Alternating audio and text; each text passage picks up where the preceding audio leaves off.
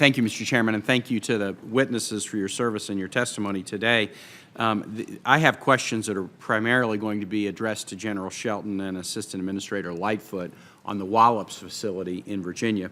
As you know, I guess it was last Sunday, July 13th, Orbital successfully launched the second resupply mission to the International Space Station from Wallops in Virginia. Orbital is lined up to carry out 8 cargo space missions to the ISS through 2016, making it a critical player in commercial space. And Wallops is also in a unique position that is capable of launching certain national security payloads from that facility. Administrator Lightfoot, what are some of the benefits of having facilities like Wallops for launching smaller and mid-sized payloads?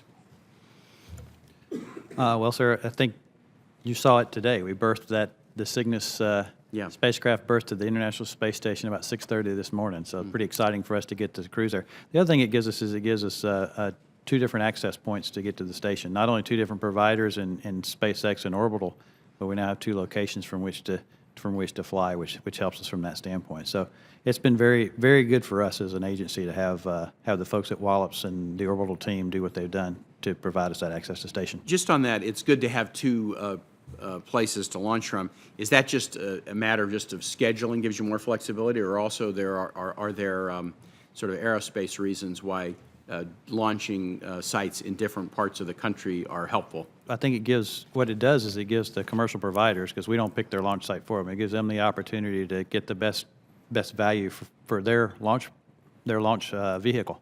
And so that's the advantage that they've had. We don't set where they fly from. They just go make that agreement themselves, and that makes it more of a competitive process.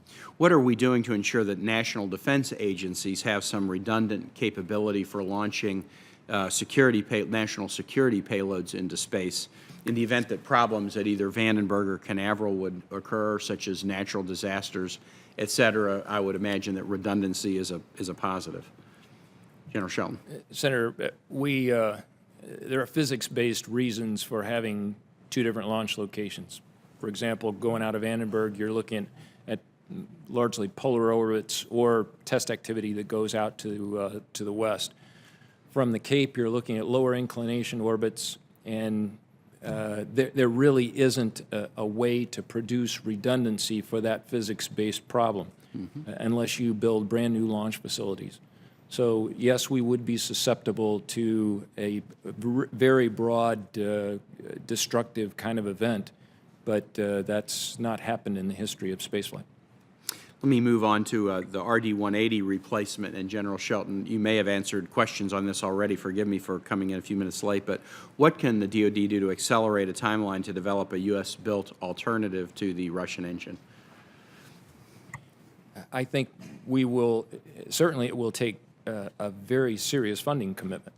And we will go through some risk reduction efforts here, technology maturation efforts over the next couple of years. And then beyond that, it will take some very serious investment. If we want to stretch out the program, we can. But if we want to really get after a serious program, then we're going to have significant investment.